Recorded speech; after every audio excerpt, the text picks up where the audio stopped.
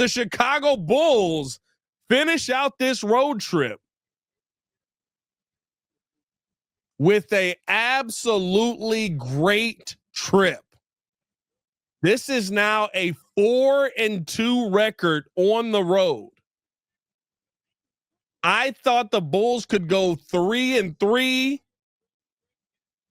but this is now a 4-2 record on this West Coast road trip.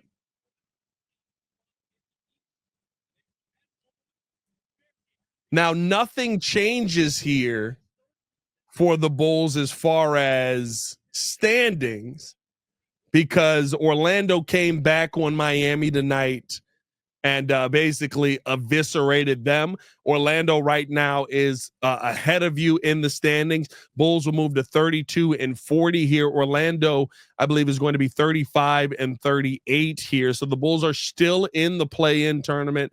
They're still sitting at 9. They would currently take on the Miami Heat, who just won their last game. But just the dominant day from the Chicago Bulls here as the Bulls go out there and get a 129-119 win.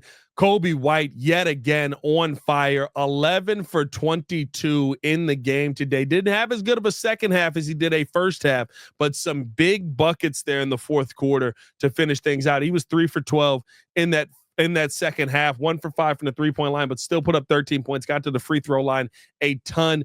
Overall on the day, a 37-point day, 11 for 22. He was 5 for 10 from the field, 10 for 11 from the free throw line. Coby White has just been balling absolutely out of his mind. Josh Giddey and Coby White, that tandem has been a monstrous tandem for the Chicago Bulls. 26 points for Josh Giddey, 9 assists, 8 rebounds. This is coming off of a beautiful day for Giddey the other day versus the Los Angeles Lakers as well. Almost a quadruple double. You've got something here. You've got a young Bulls team that has truly started to figure some things out when the pieces ahead of them are not in the way. I asked you, would the Chicago Bulls be able to defend well in the second half of this game? It came down to the stretch, but in that fourth quarter, the Bulls defensively did some really, really good things against the Denver Nuggets there.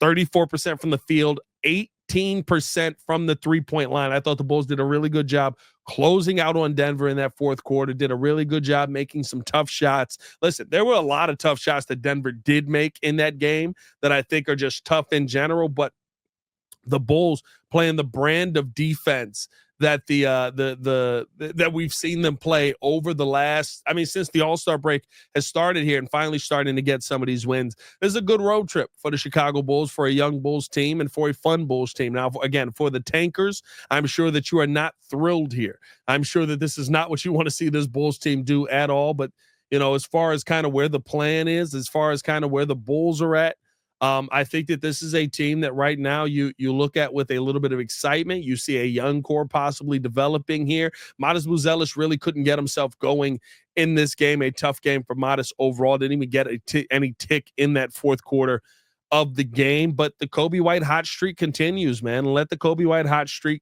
continue to cook out here.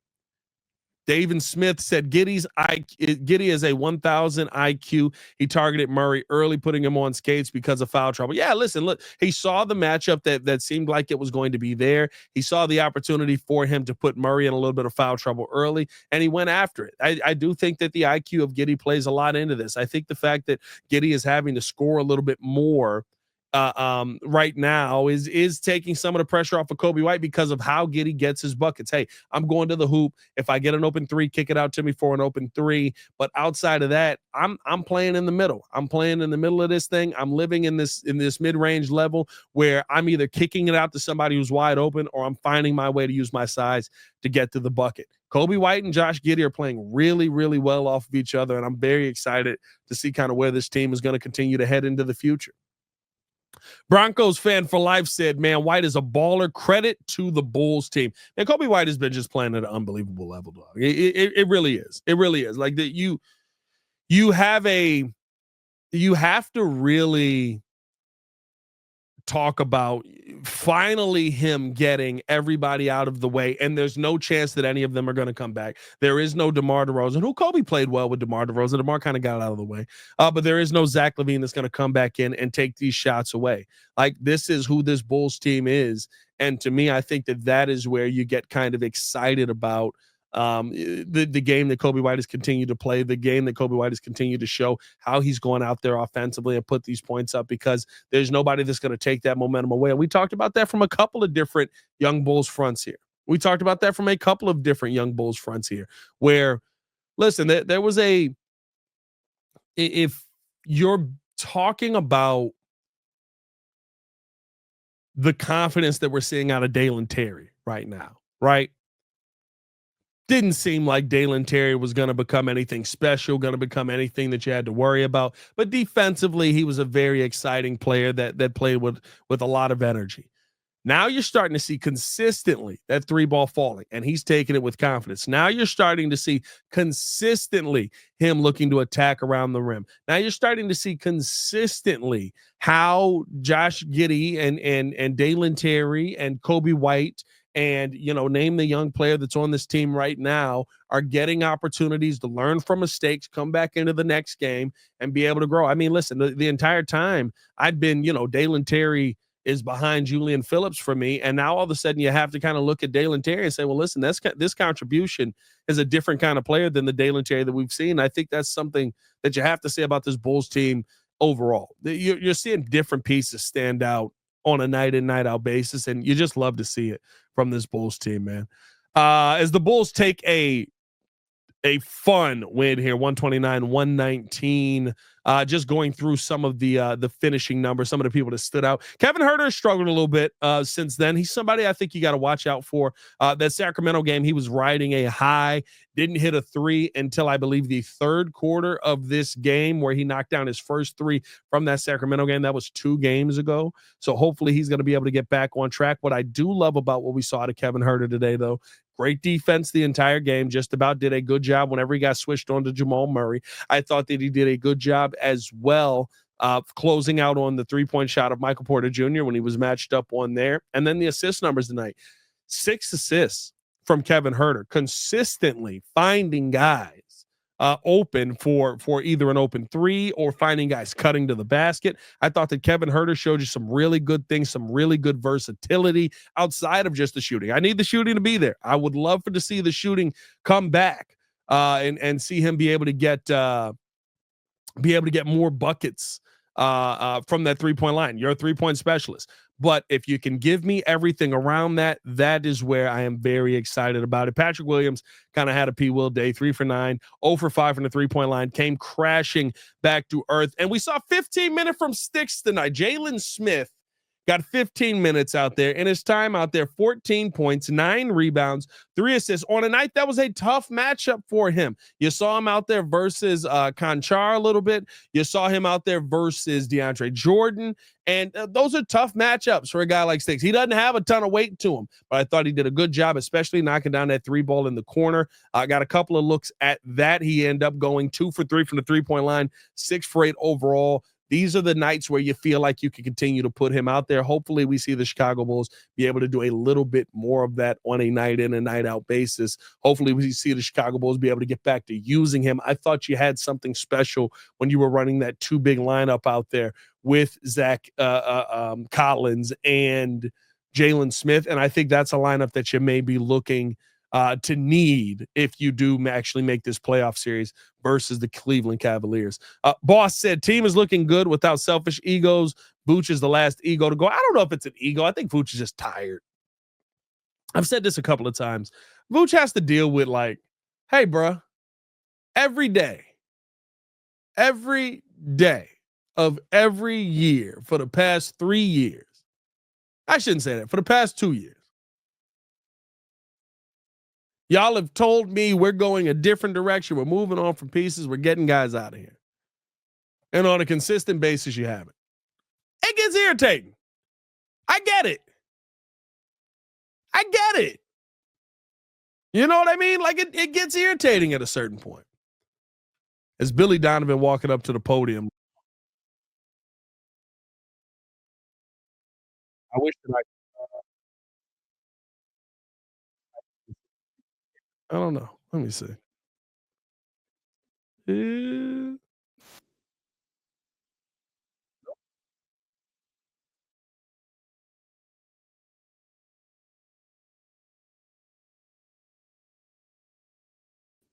my bad.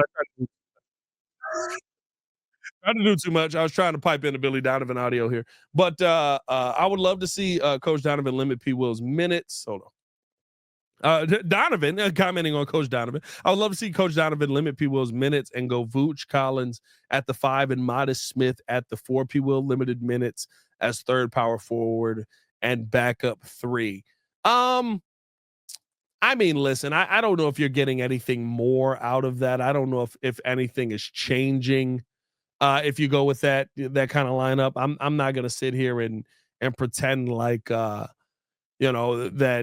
P. Will is doing something that is killing the Bulls worse than playing a lineup like that would, or he's so poor on one side that you would get more out of a different lineup there. I think he's just a rotational piece that's solid on the defensive end.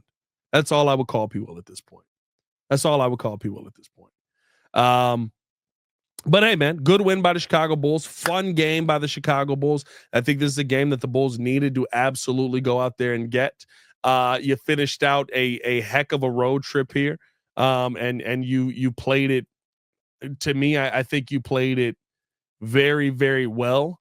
Defensively, the Chicago Bulls have continued to show the fun that they're able to pull off, man. They've continued to show the defensive ability in the second half. And the fourth quarter of this game, I thought that was on full display for the Bulls here. And hopefully we continue to see some of that as this thing moves on. But hey, man, I'm going to get up out of here. I appreciate you guys for tuning in and showing love. As always, hit that like button, subscribe to the page if you have not done so. Bulls play again on let me see. When do the Bulls play? I want to say Wednesday. I think we got a couple of days off here. Bulls play again on Thursday. They play the Lakers on Thursday. So, yeah, a couple of days off here. So, you won't see me here doing a live call for a couple of days, but we'll have content posting on the channel. So, stay tuned in with all of the content that's coming you guys' way on the Bulls. And as always, man, tap into us where we talk everything Chicago sports over on the main channel on the Windy City Breeze. It's your boy, Pat the Designer, back at it again. Y'all stay safe out there, Chicago. See Red Nation, stand up. Peace.